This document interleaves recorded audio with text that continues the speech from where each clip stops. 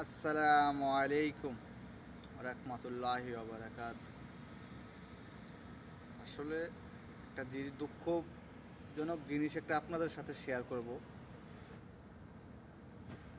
বাংলাদেশ থেকে একজন লোক আসছে সৌদি আরবে।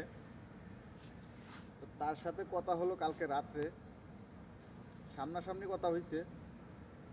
তো তার শ্বশুরের মাধ্যমে সৌদি আরবে আসছে। তো আসার পরে এই তার শ্বশুরে একটা রুমের মধ্যে রাখছে, তারে আরেক দালালের কাছে রাখছে। তো এই শ্বশুরে কি করছে, যে বলছে আমার কাছে তো থাকার জায়গা নাই, তুমি এই জায়গায় থাকো, আমি খাবারের টাকা দেবো, রুম ভাড়ার টাকা দেবো। তো শ্বশুরে এই বললে যে গেছে। তো আজকে 1 মাস যাবত শ্বশুর আর আসে নাই, ঠিক আছে। তো 1 মাস 1 মাস যখন শেষ হয়ে গেছে, ওই জিরজামাইরে কি করছে, এই এই জায়গা থেকে বার করে দিছে। বার করে দেওয়ার পরে জিরজামাই এখন রাস্তায় আছে। তো শ্বশুরে ফোন দেয়, শ্বশুর ফোন ধরে না। আমার মোবাইল দিয়েও ট্রাই করছি অনেকবার, তো ধরে না। তো আসলে জিনিসটা অনেক দুঃখজনক জিনিস। তো তারপরে ওর কাছে একটা মোবাইল ছিল, ওই মোবাইলটা আবার তার শ্বশুরে যে দালালের রুম ছিল, ওই দালাল দিয়ে সিস্টেম করে মোবাইলটা আবার গায়েব করে লাইছে। শ্বশুরও ফোন ধরে না, দালালও ফোন ধরে না, বাইক ফোন দিতে পারে না। আমি তো বাড়ির কোনো নাম্বার মুখস্থ আসেনি।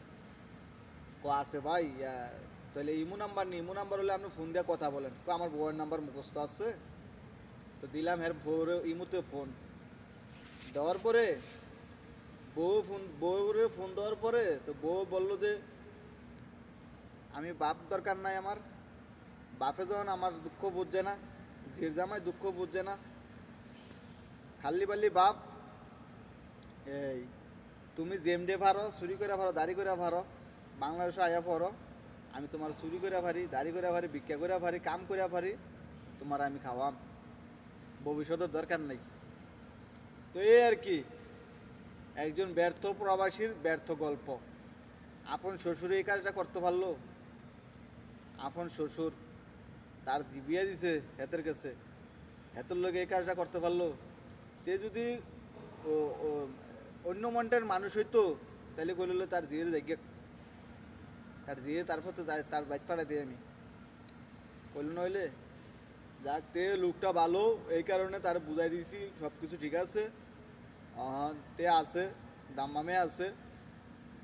তো তার লেগে দোয়াটাও করবেন, তো ভালো কোনো একটা কাজ